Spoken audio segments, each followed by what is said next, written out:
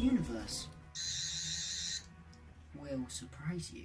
Hello guys, and welcome to a brand new video from me, Pickles Parker Reviews. You know, today I will be reviewing Doctor Who Series 11.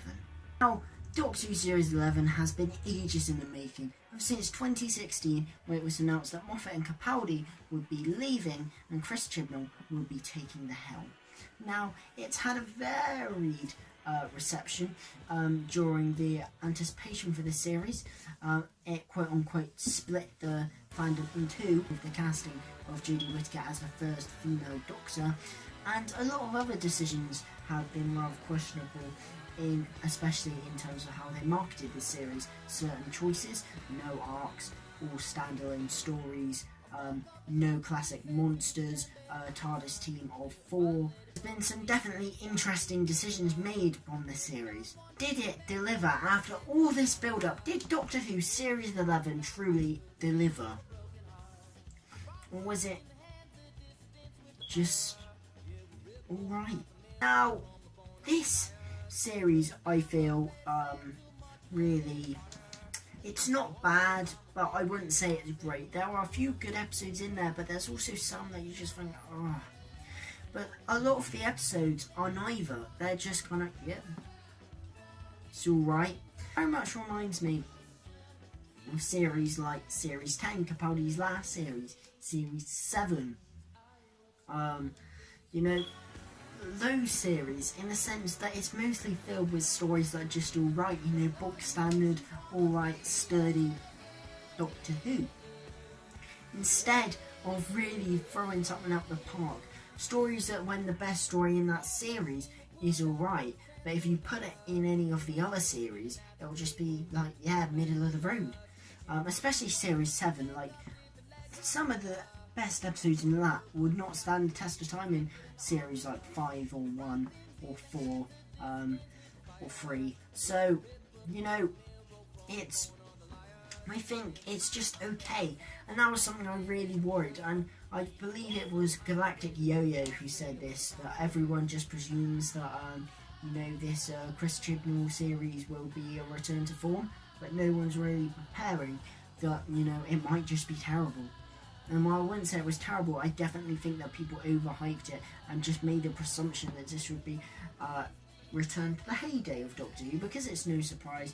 Doctor Who has kind of, at least in my opinion, obviously the public have lost interest in it in the last 4 years. Unfortunately, it has kind of been during Capaldi's reign, or maybe a bit before that, but predominantly throughout Capaldi's reign. No fault of Capaldi himself, but the public have started to lose interest. The ratings have been going, and in a lot of people's opinions, and I mean it's my opinion, that did see a dip in quality, and I really kind of thought, yeah, this could be the return to, you know, series like 1 or 5, and it just wasn't. I think the worst happened in the sense that it was just average. It was average Doctor Who. And that's the last thing you want, because you can't really just, it's not one you can just slag off like 8, for example, but it's not one you can just rave about how good it is. It's just kind of there, and it's the hardest series to review. It's the most boring, and you know, it's a series that I can't see myself rewatching very often. You know, I'd say it's more likely for me to rewatch it now because, you know, it's new, Jade Whittaker's new, everything's new. But in the future, you know, in 3, 4, 5 years, I'm not going to return to Series 11 to go watch it, because there's not going to be many stories that I'm just going to think, yeah, I want to watch that. You know, I think that, like, I don't really go and rewatch stories from Series 10, because, you know, they're all just okay. No, 7, they're all just okay. I know that is kind of an exception, because I like Matt Smith in a fair few of those stories, so he's kind of ones that at least draws me to rewatch those stories, even if those stories aren't that great, because he's my favourite Doctor. Which is, no, I'm not saying Jodie's bad, and that's why I'm not rewatching it, or Capaldi, but, you know, Matt Smith is my favourite Doctor, so I just would enjoy him in that series. And also, I kind of, I enjoyed that series at the time, in particularly the first half. I don't know if that is my favourite half or it's the second half. I don't know. It might be the second half that I prefer, actually. I'm not sure.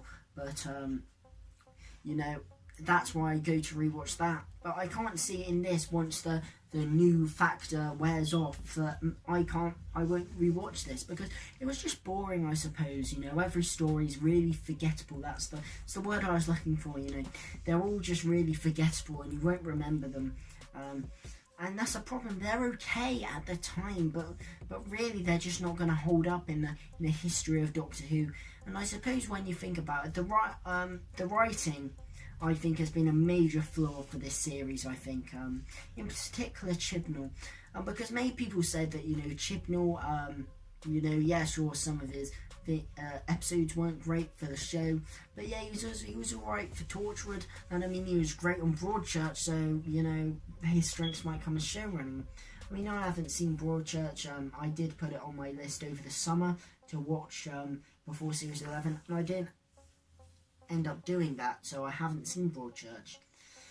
And I've seen a couple of the Torchwood episodes he's done. I've watched all of Series 1 of Torchwood. I haven't watched Series 2.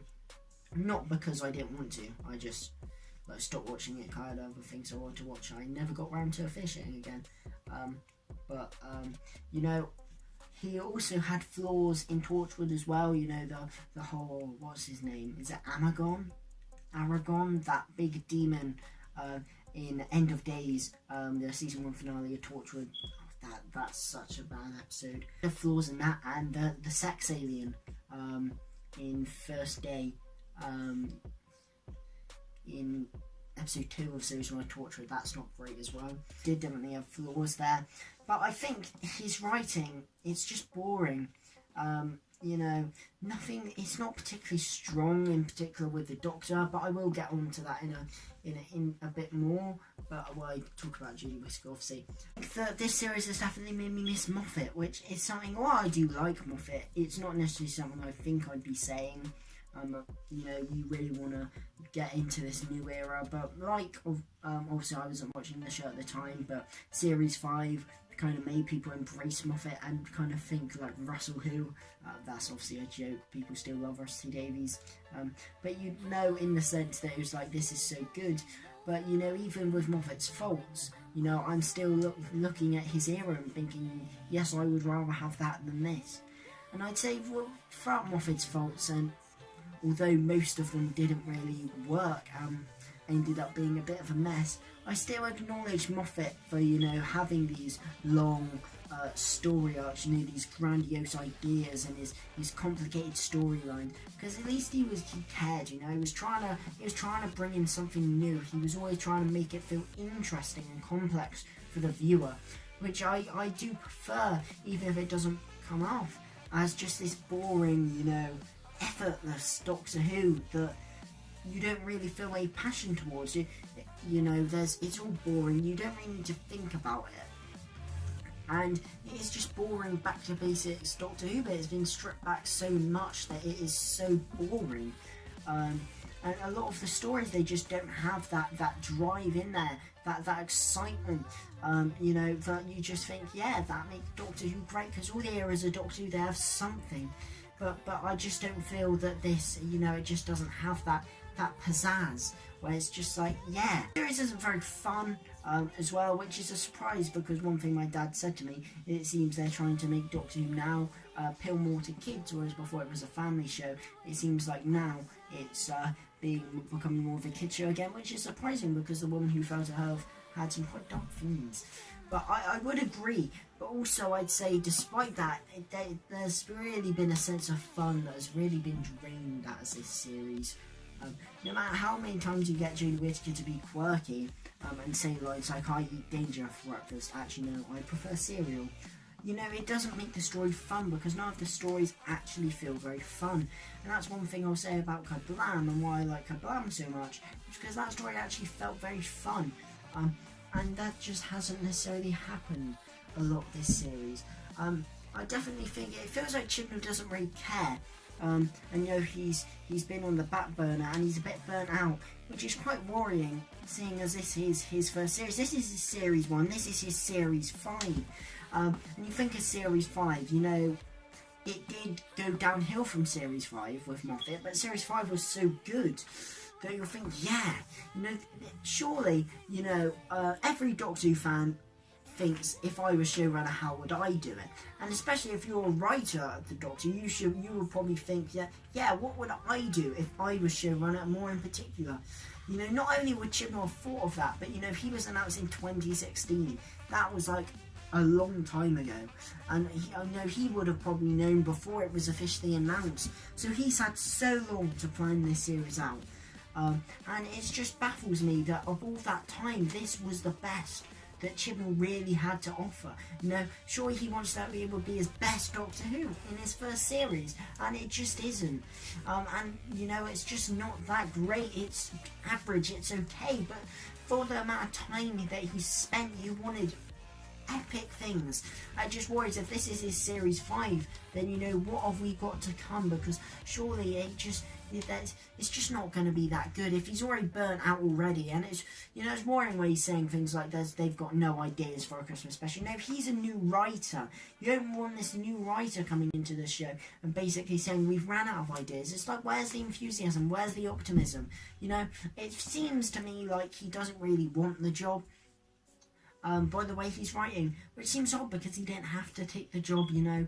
I know, I just would like a lot more effort put into Chibnall, because I'd say his writing has been the weakest point of this series, and he's been a disappointment, because although I wasn't expecting much from Chibnall, I hoped that he'd be pretty good, but it just hasn't. And for those who said that his strength would be show running, it really hasn't. Not only has his individual episodes been not much cop, but his showrunning has been even worse.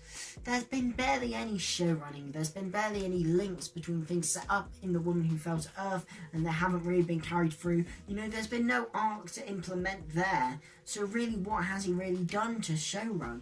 Nothing. So, yeah, he hasn't been great, Chris Chibnall.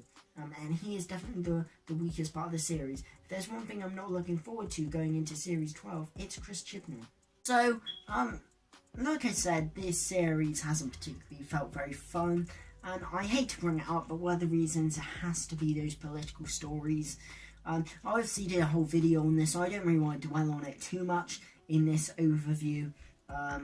But, you know, I just think that sure, Rosa was fine doing that. That was a hard-hitting episode, yes.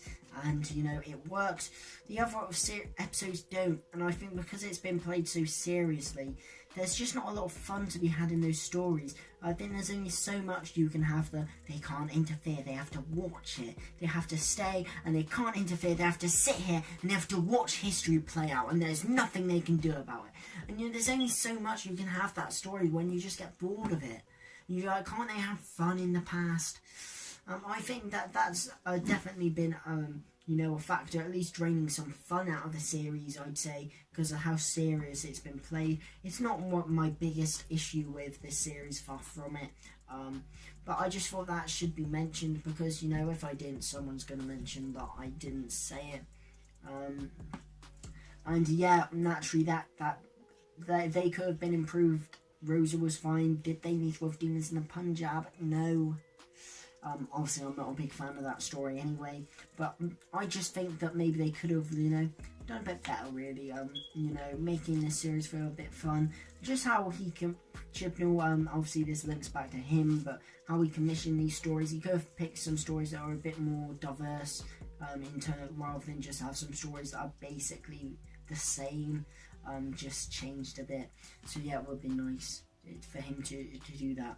See, we've spoken about, you know, Chibnall, the writing, you know, no story arcs, there being no fun in this series, and I suppose it does come under Chibnall, so it technically is number one of being one of my weakest things for the series, but I'd say probably side by side with Chibnall joint number one. I suppose it also comes under Chibnall as my weakest thing of this series. It's got to be the villains. Now obviously he made a brave statement that, you know, there weren't going to be any returning villains in this series, and then obviously that's bold. People say that you know, there's been an over-reliance on returning villains. I disagree. I don't think there's been that many classic villains in Capaldi's era in particular. I think they also tried to have a lot of you know, new villains like the Maya, you know, the Maya. God, why can't I think of any others? Teller, you know, the space germs, you know, the monks. People like that, you know, villains, they're not that great, and they're trying to make them feel formidable, and they just aren't. The Sandmen from Sleep No More, you know, people like that, you know, and they also tried to do a similar thing. But, you know, you have people like the Zygons and the Ice Warriors who only got one story throughout the Capaldi era. You know, I wouldn't say it's an over-reliance on old monsters. I'd say it's a reliance on the same old monsters. You know, like I said, Ice Warriors and Zygons only got that one story. Silurians haven't had a proper story since Hungry Earth Cold Blood. The Sontarans haven't had a proper story since the David Tennant era with Sontarans Stratagem. Poison Sky, although people say that the Weeping Angels have been overused, and I mean, Moffat's gone, so I doubt they'll bring them back, because they are very much a byproduct of Moffat's era and Moffat himself, because obviously they were introduced in the Tennant era, but with a story written by Moffat. But they never appeared since 2012 with the Angels Take Manhattan. You know, these are villains. Obviously the Weeping Angels aren't classic monsters, but you know, these are villains that, you know, quite easily could have returned, but they didn't. So I won't say it's an over-reliance on old monsters, but it's an over-reliance on monsters like the Daleks, the Cybermen, and the Master, those three. So I thought maybe, yeah, you could perhaps not have the Daleks, Cybermen, or the Master. I think it was a no-brainer that the Master wasn't going to be in the series, but, you know, I thought the Daleks were going to be there. Obviously they weren't. Spoiler, but obviously I thought they had to be it because of the Terry Nation Estate contractual obligation to have them in there. I was quite surprised they didn't even just pop up at the end of the Battle of Franskoff Cost to settle that contract, or maybe they're just letting the Daleks go and they fooled us all and the Daleks aren't in the New Year special. But I didn't think the Cybermen would come back, but I think if you didn't have those three come back, maybe have the Daleks in the New Year special, but, you know, not have those back. But I suppose, you know, just have maybe the Sontarans, or, you know, the Silurians, or, you know, the Zygons, the Ice Warriors, the Sea Devils, bring them back. You know, villains like this, the Autons perhaps, you know, villains that, you know, I'd just like to see come back. You know, and maybe because you don't have that top three there, you know, maybe you could make these villains, who perhaps haven't always been given the limelight in previous series, make them the main focus of this series, you know, really build them up to be a good villain. Had a series fully comprised of new villains, but the problem is none of these villains were any good. This could have worked if they at least had some, you know, some good villains, no, in here, but they just didn't. They were all terrible, and it completely backfired. You know, even Tim Shaw, who's the best out of them, but he's the best of a bad bunch. He's not that great. You never felt any threat from any of them. And I think the problem with trying to create new villains is they're trying to create villains that, you know, will return. But that's not what you try and do. Every single returning villain, apart from the Master, began as, you know, a one-time villain. The Daleks were once a one-time villain, you know, so were the Cybermen, the Sontarans, you know, the Weeping Angels more recently, you know, they were never supposed to come back from Blink. You know, the Ice Warriors were only, you know, one time. So, you know, these villains, they were only supposed to be one-time villains, but because they were so good, they decide to bring them back. You should try and do that. Put all your efforts into a one-time villain rather than trying to create someone like the Stenza that is so clearly just created to be a returning villain, and it just doesn't work. I think that these writers should put more effort into their one-time villains rather than think, it's a one-time villain, so it doesn't matter if they're rubbish. Rather than really make a one-time villain good, so then it has a reason to come back. I just thought these villains really drew the threat out of every single story. You never were any peril to think, ooh, is the Doctor and friends going to get out of this one? But it's not even that. It's just like a good camaraderie and, a good confrontation and relationship between a Doctor and a villain. The Ice Warriors and sometimes they're not particularly scary villains, but you still get good confrontations between the Doctor and these villains. You just didn't get that. I think it was definitely a big problem with this. Now I'm looking forward to the Daleks, fingers crossed, in the New Year special, and perhaps, because we've had so rubbish villains in this series, it will really make us appreciate the Daleks when they're in the New Year special. And they were actually hyped, rather than if they were just in this series and just willy-nilly, we wouldn't be hyped for a story with the Daleks because they're always in it. But I don't know, I just think the threat really could have been there, and I think it was a massive missed opportunity with this series to have all these rubbish villains, because it's definitely one of my biggest flaws with this series.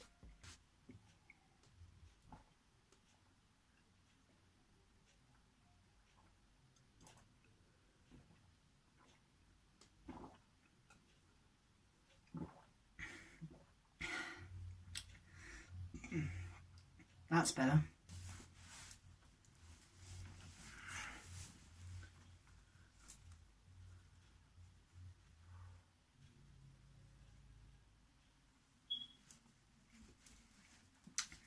As I've said, this series, it's not bad at all. It's just very average, very mediocre. I would like to talk about, some more characters in this series. We've talked about all the main points that I'd kind of like to mention about this series. But now let's talk about some of the characters. Let's begin with the companions, Ryan, Graham, and Yaz. Ryan, then, Tosin Cole. Now, at the start, I really liked his character.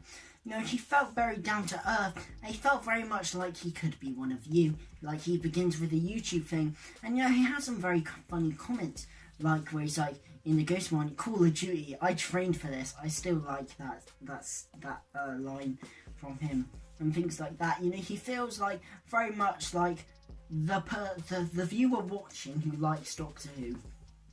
He very much feels like that could be Ryan. But I'd say the problem is as the series goes on, he gets less and less to do. As the series goes on, you really start to notice, Tosin, he's not the best actor. And I also think that his awful, like, Huddersfield, Yorkshire, Northern accent, it's so bad. And it really, I don't think he's necessarily bad at acting. I think it's this accent which hampers his performance and makes his delivery sound so wooden. And I really don't know why they just didn't make him Southern and make Sharon D. Clark, who plays Grace, put on a Southern accent, because he's from South London, Tosin Cole. So why didn't do that instead of letting Tosin Cole do this Northern accent for the whole of his time? And it's just not that great. It really hampers his performance. His character's okay, but I'd say that his, he falls into the flaw with all three of these companions, in the sense that they're all boring. They're all mundane people, and that can work for one companion, but when you've got a TARDIS team of 4 and you've got 3 and they're all the same, it really makes it boring. Rather than, I prefer the dynamic of Bill and Nardo, and I'm not the biggest fan of Bill, and Nardo was underused, but it's more interesting, the relationship between Nardo and Bill, Bill being this 21st century, girl, and Nardo being like this robot cyborg guy from a human colony who used to work for River Song and is like hundreds of years old. And is also played by Matt Lucas. That dynamic is really interesting to watch. Whereas this dynamic between Ryan, Graham and Yaz it's just not very interesting. And, you know, they're called Team TARDIS, but I never get the feeling that they're a family, they're a unit. I never imagine Yaz and Graham just having great banter off screen. And I'd say that's the problem. You never get the feeling that they just go off on adventures off screen. And obviously they do, because it's referenced. But to me, it feels like they just stay in the TARDIS in the same spot until next week. It doesn't feel that they go off and have fun adventures off screen. You just don't get that vibe. I'd say Ryan as a character feels a bit of a drip towards the end. He isn't given much happiness, especially in episodes like It Takes You Away, when he just, you know, he is portrayed to be a bit of a dick, where he says that whole stuff about, you know, Hanna's father just running off. But I'd say he feels like a character with a bit of promise at the start, and it slowly peters out, and he just kind of feels like a blank canvas, and Tosin Cole's performance doesn't elevate that much. I'd say the problem with all of these companions is they just feel like black stereotypical canvases, and they don't feel like characters, and I think a performance could really, you know, really bring that canvas to life, and neither Mandeep Gill or Tosin Cole, I think, have particularly done that. One performance that has really elevated his rather blank canvas of a character is Bradley Walsh's Graham. Now, I think everyone's in love with Graham, but I don't think that's to do with the character. Sure, he has some great stuff like getting over his grief and things, some nice one-liners, but I think that Graham himself, he's not a very good character like all of the companions. He just feels like a stereotypical granddad, or step-granddad as you will. You know, he's a bit of a cheeky chappy, he's a cockney. But all of these things come from Bradley Walsh, and why people love Graham so much isn't because of the writing, it's all down to do with Bradley Walsh. He is excellent, Bradley Walsh. He is kind of just being Bradley Walsh, but I think he's just a likeable, fun, energetic character who brings a nice little bit of comic relief with his one-liners, but he really handled the serious side as well. And, you know, he pulls off a great comedy as well.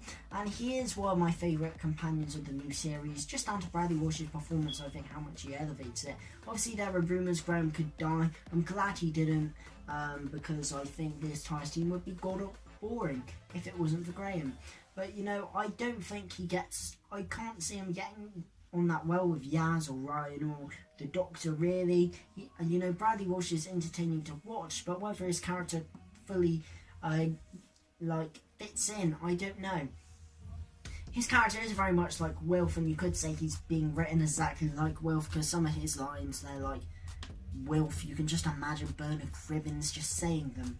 But I really like Bradley Walsh and Graham, and he's been one of the highlights of the series. People were doubtful of him. I was always kind of happy because I like Bradley Walsh. Obviously, I've only really seen him on The Chase.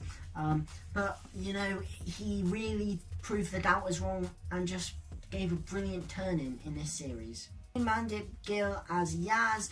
Mandeep Gill's been pretty solid as Yaz. Her character, I don't think, has been that interesting at all. There's an interesting thing where she's a police officer, and they could have really done something interesting with that.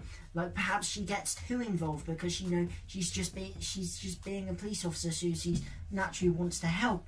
I think it would have been really nice to, put a good spin on a police officer, because obviously there's a lot of negative press and negative attitudes towards police officers in the world today. And I was watching a video with Simon Pegg talking about his various roles, and he said that a lot of police officers were actually really happy about his role as Nicholas Angel in Hot Fuzz, because the police officers are actually the good guys. It spun some good things of police officers that police officers actually see. Police officers are often portrayed in media as either just idiots or really corrupt.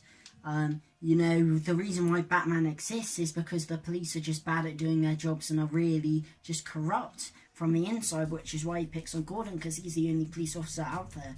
The police officers are often portrayed in a negative way in the media, so that's why people said that it was great that Nicholas Angel in Hot Fuzz is the good guy, and he's quite cool as well. I think they could have really spun some good press of Yaz being a police officer, and it just didn't really happen. Not that they portrayed police officers in a bad light, but it was just never really mentioned. You know, like Ryan's dyspraxia, you know, it was just never really mentioned. And Graham having cancer, you know, 3 things that aren't really mentioned that they all give to the characters in The Woman Who Fell to Earth. I think Yaz feels like just a blank canvas, more so than Ryan and Graham, although they definitely feel the same. She just feels like a 3D printed version of a stereotypical companion, and you know, her only real job is to just listen to the Doctor's endless exposition dumping. You know, she doesn't really do much, and you know, I would have really liked her to do more. The only thing that is interesting about her is her police officer stuff, and that's never really mentioned. You know, obviously a lot of people say that they love the fact that there's a possible will-they-won't-they between both her and Ryan and her and the Doctor. I'm not a fan of that. If she goes with Ryan, sweet, there's a kind of thing there. If she goes with the Doctor, then no, sorry, I'm not interested in that. I've mentioned this before, but the Doctor is an asexual character. Or if the Doctor does have a sex drive, which I mean the Doctor does because it's been explained in a new series, there's so many things the Doctor, you know, would rather, that's more important on his agenda than, you know, entering a romantic relationship with someone. And, you know, just the Doctor with anyone, it's a bit... The Doctor with a companion, no, you know, it's nothing to do with it being a lesbian relationship, you know. I feel the exact same way with Rose, you know, if not more so, because, Jesus Christ, no. The Doctor didn't say, it wasn't going to say, I love you on the beach before it cut off. That was not what the Doctor was going to say. Yes. You know, she just wasn't a very interesting character. And I think all of these characters, these companions, or friends, I mean they're companions, I don't know why they continue to call them friends, you know, they work together okay, but you know, none of them really are that good characters in their own right. You know, Graham's only so enjoyable because of Bradley Walsh. I mean, it's interesting to see how they develop, but none of them really change throughout the series. I think for a TARDIS team of 4, 3 companions was definitely too many. I think if you'd had, you know, 2-parters, 1-hour stories, 5 stories, all 2-parters, you could have had them split up, meet up with guest characters, flesh out the guest characters more, also flesh out these supporting characters more. Because you only have 50-minute stories, 10 stories, all 1 part, they're just standing around doing nothing and they don't really do a lot. So I think how they're like ordering these stories, you know, I don't think it really works. I think it's too many. But I don't think you could just have one of the companions unless it was Graham, because they're just not interesting enough. I think the companions were okay and enjoyable at times, and were definitely good in The Woman Who Fell to Earth. I don't think they're that strong, any of them, as characters. And the only reason people like Graham is because of Bradley Walsh. He brings so much to that part, but the part on the page isn't that strong. I'd like to talk about Jodie Whittaker, the 13th Doctor. Now, I remember I was quite sceptical of how they were going to write Jodie in this series. I had no doubts that Jodie was going to play the part well, but the writing I was really, you know, worried about, because I'd heard certain things about. I was really worried how they were going to attack the gender switch as well, and it was the writing which was the biggest issue with her Doctor, but it was nothing to do with the gender switch. They handled that really well, just how I wanted it. You know, it's not even really drawn attention to, and she doesn't act in a particularly feminine way. She acts like the Doctor, which is good. You know, that's what I really wanted it to write. I think they've written her to perfection in terms of the gender aspect, you know. But I think the writing is really where it all falls down, and she reminds me a bit of Tennant in this instance, where you know, she's just really quirky for the sake of it, and there's some times where she'll be being serious and then she'll just go, oh, Ux, love an Ux, and that's why I think she's more like Tennant than Smith, because instantly you think she's got a bit of a Smithy vibe to her, but you know, Matt Smithy has that old man in a young man's body kind of thing, and Jodie just doesn't have that. And I think when you look at the dialogue, it's definitely more of a Tennant impression than it is a Smith impression. You know, a lot of more of those lines are more Tennant-y lines. I definitely think she suffers from an issue that Tennant suffered from himself, in which she seems too human. You know, she doesn't seem like an alien like in particular Matt Smith and Tom Baker, really thrived with making their Doctor feel alien above all else. Jodie doesn't have that. I think she's just really quirky, and her lines are just getting quite annoying at this point. She's still trying to figure out who she is. And I think it would be fine if you had that kind of serious side to the Doctor. But you just don't, she hasn't really had that imposing, fierce, intimidating side to her Doctor that all other Doctors have had. She hasn't had those conversations. And even when you think she is, she'll just flicking go to a quirky line instantly. I think that's been a big detract from her Doctor. She's just happy-go-lucky all the time. You don't get those speeches. You don't get those serious scenes. You don't get those confrontations with the villains. You just don't get that. She's all just quirky for the sake of it. And that's not Jodie. That's the writing. That's purely the writing on Chris Chibnall's fault. Also, I think she's very condescending to certain people just instantly. Her Doctor feel like the perfect person. There's no flaws to this Doctor, and particularly in the new series, with the whole time where they very try to stress that the Doctor, while being wonderful, he's not a perfect person. He's done things. And, even if it's not big things that he's done, you always get those small little moments in a series where you really kind of question, the Doctor's morals, and, he's not from around here, he can do things that aren't quite humane. And Jodie's had that, mainly saying that the spider should be suffocating rather than shoot it, and when she just changes her morals and things. But those don't seem like deliberate things to put in there to question the Doctor's morals. That just seems like an error on writing and mistakes that Chibnall put in there. In terms of Jodie's performance, I think she has given good performances. Actors of the Doctor always do. I am looking forward to seeing her again. I think she has a lot of potential. I think she does bring a lot of energy to the role. But I think that the writing's been certainly, very bad for her Doctor. And she feels a bit like Capaldi and how inconsistent she is. They don't feel like they've found her Doctor yet. But I am looking forward to seeing, Jodie a bit more. But I really would like to see a bit more of a serious side to her Doctor. She was the main thing I was worried about going into Series 11 in terms of how they wrote the gender switch. And I think, they handled that very well. But I don't think the writing in terms of everything else has been particularly strong. But I think Jodie herself has been quite good. So, I've spoken about everything, all my points, and I think Series 11 is an okay series, but it's just bang in the middle. It's not very good. I know I haven't exactly sung its praises, but I have enjoyed this series, and I don't think it's awful, but I just don't think it's great. It's just not one that I'm gonna remember. It's very average, book standard, and it's just, solid, but it's just very forgettable. I can't see myself remembering it. But I've spoken all about that, but let's kind of talk about my ratings that I've been giving this episode and a ranking. So yes, that is it, my review of Doctor Who Series 11. But before I finished, I thought I would give a little roundup of kind of the ratings I've been giving this series and my revised ratings, and then kind of constructing a ranking with those revised ratings. So, episode 1, The Woman Who Fell to Earth. In my review, I gave it an 8 out of 10. The Ghost Monument, I gave a 5.5 out of 10 in my review. Rosa, I gave an 8. Arachnids in the UK, I also gave an 8. The Saranga Conundrum, I gave a 4. I wasn't very happy about that one.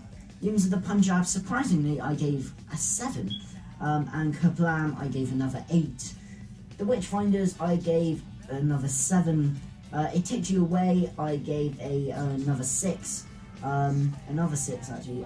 I haven't actually given a 6 for any of the other episodes, so I don't know why I said that. And then the Battle of Ranskoor Av Kolos, I gave a 7 out of 10. So those were my scores when I did my reviews. And now, looking back at the series, I thought I'd kind of give my kind of revised ratings, thinking back now, putting it into context with all the other episodes and the episodes of all Doctor Who, and kind of thinking what really I would give it, thinking about it now. So The Woman Who Fell to Earth, I'd actually give a higher rating, an 8.5, having, putting it in context with the rest of the series. I think it's just because, it's so good, and I really do enjoy it. compared to a lot of the episodes of this series. The Ghost Monument I'd put down to a 5. Rosa, 7.5 this time. Arachnids in the UK, a 7. The Saranga Conundrum's gone down to a 3.5. Demons of the Punjab, that's gone down from a 7 to a 5. Kaplam, I've given an 8, so that stayed the same. The Witchfinders has gone down actually to a 6. It Takes You Away has gone down just one, not a 0.5 to from 6 to a 5.5, and the Battle Around Score of Kolos has gone down the same from a 7 to a 6.5. But now with those revised ratings, let's take a look at the ranking. So in 10th place, I've gone for the Saranga Conundrum. I really didn't like this episode, and you know, I thought the concept could have been quite cool, but you know, at the end of the day, while the white sets can sometimes be quite effective, when they're not used so effectively, they just become really boring. I think the TARDIS team was a massive problem in this story. You know, they literally, none of them had anything to do, and there was too many guest characters as it was. You know, the Pating, what the hell was the Pating? The Pating is so bad. And it's just embarrassing, really, for a show like Doctor Who to have a monster like the Pating. And like I said, the Doctor Who Twitter to be tweeting things like, who else feels sorry for the Pating at the moment when it's blown up? It's like, come on, guys. Like, were you even trying to make this monster threatening? And so the Pating, you know, it just, you know, grinds my gears. And the exposition just is like on a new level of it, just how much is told to you, and just how much complicated technobabble is just thrown at your face, you know, and you just don't understand what the hell is going on. This story is so boring, and it is just awful. You know, people say, well, is it that bad? Yes, it is. You know, I obviously didn't think it was like as bad. Also, I did think it was quite bad when I did my review, but even now it's even worse. You know, the more you think about it, the more just like, why would I ever want to put myself through that again? I safe to say I won't be rewatching the Saranga Conundrum again. So the rating a 3.5, and it's in 10th place. 9th place may surprise some people because it's been generally touted as one of the better episodes of the series, but I've gone with Demons of the Punjab. Now, I gave this a 7 or a 7.5. You know, in my review, but you know, I just, the more I think about this episode, the more I just really dislike it. You know, the problem is that, you know, it's, it takes a political, standpoint, and people say, well, how is it political? But you know, it is because it takes a bland story of these two characters from different things, you know, and they have to go together and their brother disapproves, rather than really focusing on the historical, you know, setting at the heart of it, which is the partition. They could have really done a good story about the partition, but they didn't. They really shied that away. That's just more of a backdrop for this generic and boring story that is for some reason trying to be a bit of a political message. You know, I just really don't like it. It feels so pointless to me, and it just annoys me why so many people like this episode. Because when people say, you know, thank God we have episodes like Rosa, I can see it, but when people say they're so proud of the show today of Demons of the Punjab, I'm just kind of thinking, you know, how? In 8th place, we have the Ghost Monument, with a rating of a 5 out of 10, just like Demons of the Punjab, and it's, as I said, in 8th place. Now, this episode is boring again. It's almost like a kind of less bad version of the Saranga Conundrum, but there's no villain in this story. It's like, where are the villains? I don't know. You don't know. You know, they're just not here, so there's no threat in here. You know, this story is so filler. You know, it looks great, but, you know, I'd rather have a good story and it look like crap than it look great and just be bad, you know. There's nothing really happens in this story. They just go on this massive quest for nothing, you know. Loads of things are just thrown at us, like the timeless child, you know. What did that do, really? You know, and all it does is at the end is to get to the TARDIS, which we could have had at the end of the One Who Fell to Earth. So it's a pointless episode, and that's why it's in 8th place. In 7th place, I have It Takes You Away. Now, this episode would have probably been 9th after I initially watched it, because I really thought it was just awful. But, you know, having reassessed it, I watched it a second time for my review, I really kind of got why some people like enjoyed this. I think while a lot of the concepts don't work, it's kind of nice to have a like complicated and adventurous story like we used to have in the Moffat era, rather than the just boring, safe drivel that we had beforehand. You know, yes, there are some like really bad bits. You know, the whole anti-zone is just awful, and that looks really bad. You know, the mirror concept, you know, it has been done before, it has been done recently, and it has been done better. And you know, the Solatrax, the big spider on a chair, you know, it doesn't look great, and you know, it using the voice of Graham's dead wife, the Doctor going like that, you know, kissing her hand, you know, we all thought that could be the death of the companion. No, she was just blowing it to a frog on a chair in a white room with the voice of Graham's dead wife. But, you know, I do think the speech that the Doctor gives, you know, it is quite nice. I have said if you rework this story and rework this series, it could have worked as a good finale. Obviously it wasn't. You know, it has many, many flaws, but I just think it takes more risks than some of the episodes, you know, below it in this ranking. Bye-bye, everyone. Bye-bye. 6th, I've gone with the Witchfinders, with a rating of 6. 6 is all round. Now, this episode, I think, had a lot of potential to be very good, but it just kind of, it falls at the final hurdle. A lot of the things with the witch trials, I think, are quite interesting, and it's portrayed quite well, and it really shows the absurdity of, you know, the witch trials. You know, if you were guilty, you were gonna die, and if you were, you know, not guilty, you were gonna die. So as soon as you're convicted of a witch, you know, there's no escape, really. But, you know, it does highlight that. But I think, obviously King James, you know, Alan Cumming, he's a delight to watch, but, you know, he doesn't have that ferocious nature of a King James to really buy how obsessed he is with the witch hunts.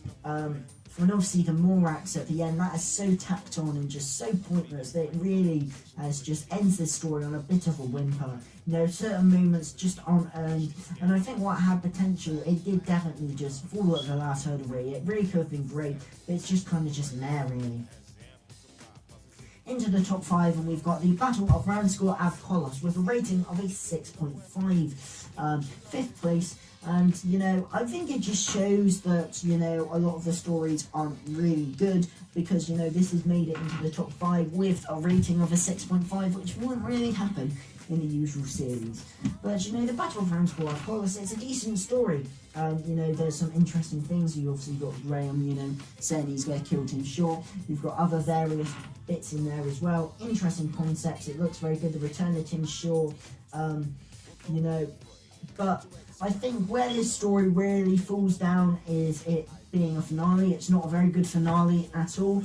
And, you know, I think that is really what gets us down to 6.5. If this was, it could have been placed anywhere else in the series. I think it would be more enjoyable if it was that. But because it's the finale, it just leaves you with it ends the series with a bit of a whimper, because there was no arc.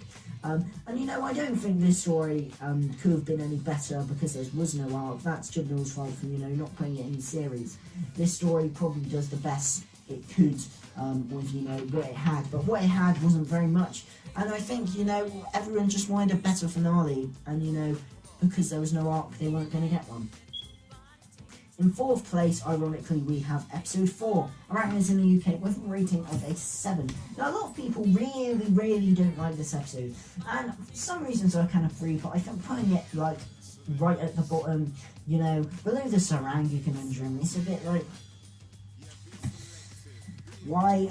No, I really like Arachnids in the UK. I obviously said that in my review. Obviously there are some things that don't quite make sense. What happened to the other spiders at the end? You know, the Doctor's morals is a bit questionable, and the Trump guy, while entertaining to watch, yeah, he wasn't needed, and it's a bit of, you know, a stab at Trump, which is kind of just oversaturated in the media as it is.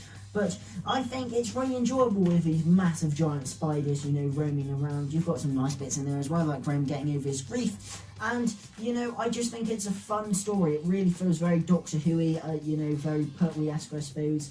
And yeah, I really enjoyed that. I think it was nice to have a nice kind of good story after the massive, punch to the gut that Rosa was. But yeah, I just really enjoyed Arachnis in the UK. It was back to basics Doctor Who, but in a way that works. Number 3, ironically, as well, we have episode 3, Rosa, with a rating of a 7.5. Now, many people would say this is the best of the series.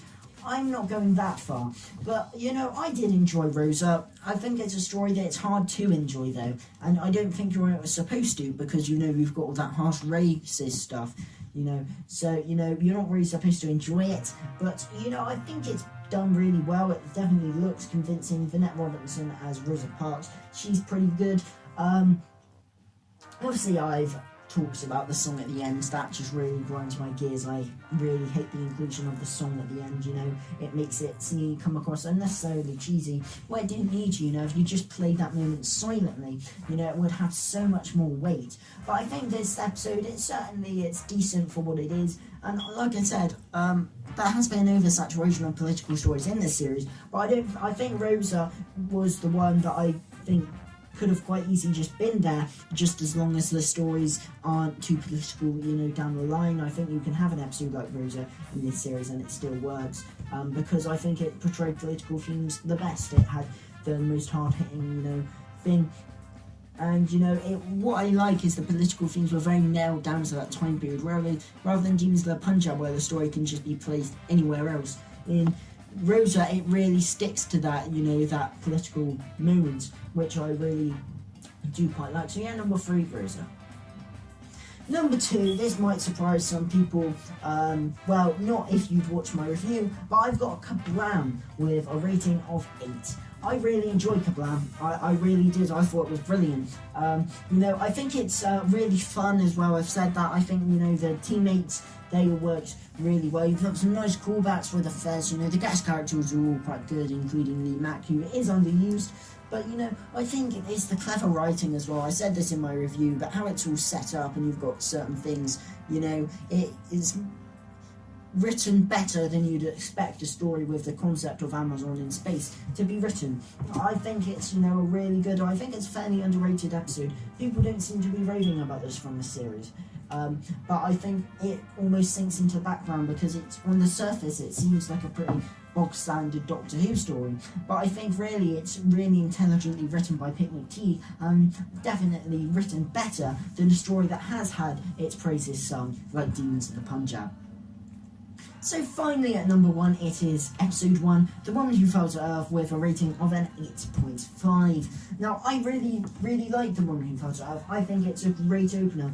And I think it's a bit of a disappointment that, that the stories didn't really get better than episode 1, well, some were good, a lot of them were just either bad or just straight down the middle okay. Where I think The Woman Who Fell to Earth was so promising. There's some quite dark themes in there, but it's like it feels so fresh and so new. And I think Jodie is probably at her best in this episode, as are the companions. And like I said, it's just great in certain ways. It's such a great opener, I think. And it just gives you watching it, and I was a bit sceptical of this series, as I've said before, but I was just watching it, I was like, yes, why was I sceptical about this? This is so good. And obviously, unfortunately, the series didn't quite live up after that, but I don't know, I just really do like this series, and I think it just gave so much promise, this episode, for the series to come. So yes, that was my ranking. Obviously, Series 11, it hasn't been great, but, I haven't particularly sung its praises in this video, but there has been a lot of things I have enjoyed. I really like the new title sequence and the theme. Second Act Nova's music has been, pretty good as well. The TARDIS exterior is really nice, interior not so much. But the definite look of the show has really shifted, and it looks so much better than it did in the Capaldi era, just down to the new aspect ratio, I think, and it just looks really good. Definitely in a visual standpoint, this series has definitely, taken a step up. But the title sequence, the TARDIS exterior, the visual style, these aren't anything to do with the story itself. So I think when the best things are, you know, little things. You know, it's definitely not one of the best series. So, thank you guys for watching, you know, this overview of Doctor Who Series 11. It's been a long journey, 10 weeks and more, including the hype and the speculation, and I hope you've all enjoyed it. It's been really a pleasure to review this series and cover it all, and although it wasn't the great series I was hoping for, I've sure enjoyed Doctor Who being back, and you know, reviewing it on this channel. Obviously I had a bit of an off point in the summer, but I'm glad to be back and, you know, doing more content. And it's been really fun to just dive into these reviews. So yeah, put your thoughts about Series 11 down below. Thank you guys for watching, not just this video, but for all the reviews of Series 11. Obviously leave a like if you enjoyed this video, drop your thoughts down below, hit that notification bell if you want to stay notified of all my latest videos, and hit subscribe if you want to see more content as well as a New Year special. Thank you guys for watching.